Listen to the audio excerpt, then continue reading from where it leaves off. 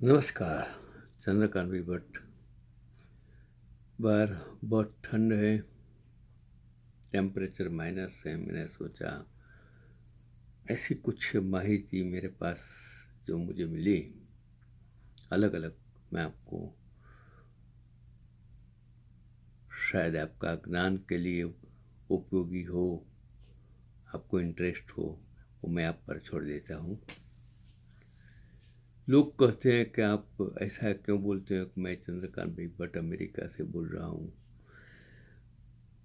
क्योंकि ये जरूरी है कि आप कौन हो, कहाँ से बोलते हो और किस बारे में बोलते हो, वो बोलना आपके लिए जरूरी होता है।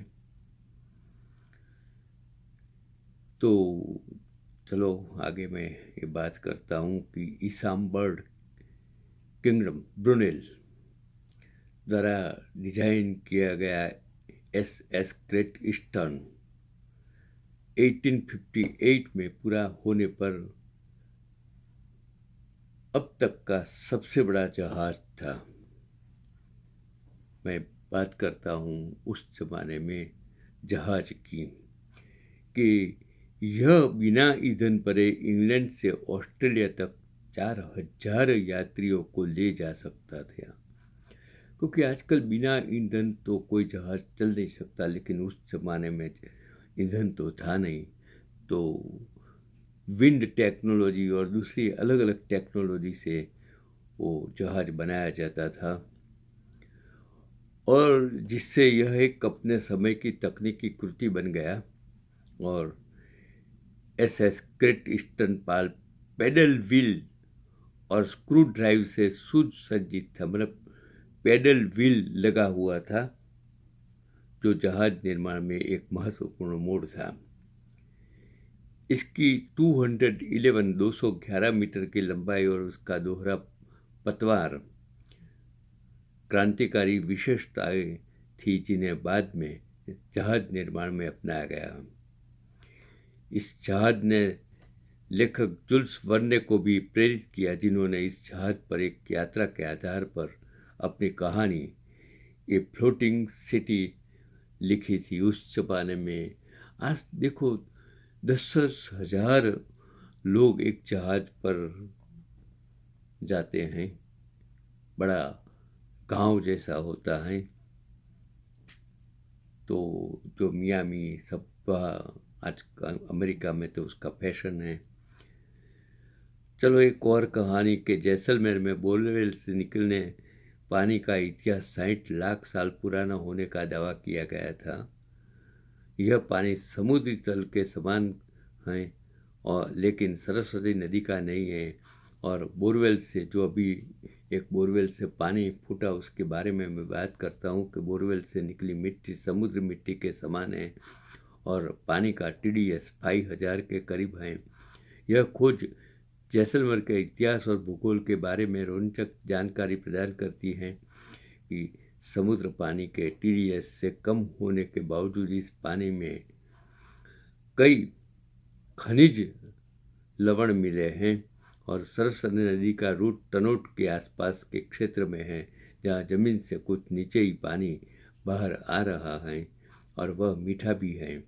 यह खोज की जैसलमेर के भूगर्भीय इतिहास को समझने में मदद कर सकती हैं, और यह भी पता चलता है कि जैसलमेर में समुद्री जल की उपस्थिति थी, जो अब विलुप्त हो गई है।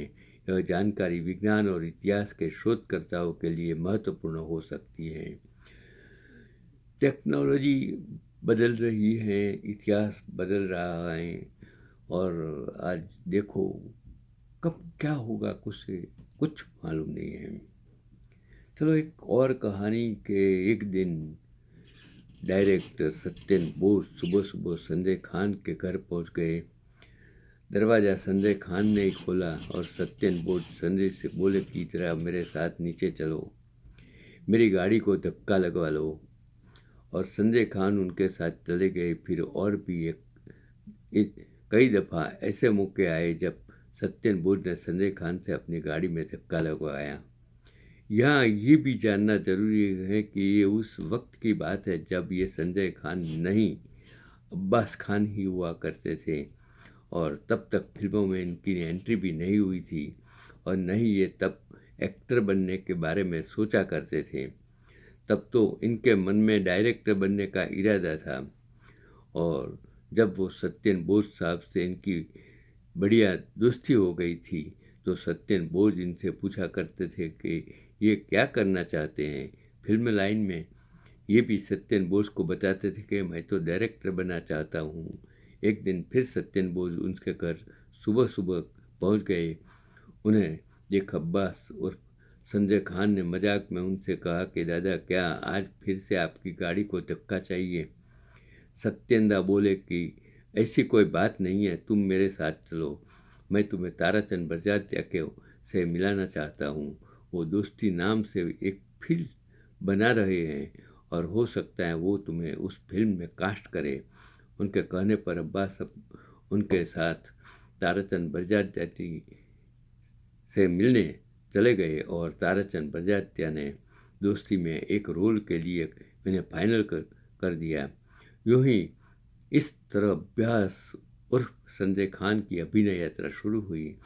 और अब्बास से ये संजय खान कैसे हुए थे वो भी जान लो। दरअसल जिस ज़माने में इनकी एंट्री फिल्मों में हुई थी उस ज़माने में अब्बास नाम के कुछ बड़े लोग पहले ही फिल्म इंडस्ट्री में सक्रिय थे, जैसे ख्वाजा अब्बास, अहमद अब्बास, एम.एस. अब्बास इत्यादि। इसलिए सत्यन बोस जी ने उन्हें सलाह दी कि तुम्हें अपना नाम बदलना चाहिए, ये नाम कंफ्यूज पैदा कर सकता है।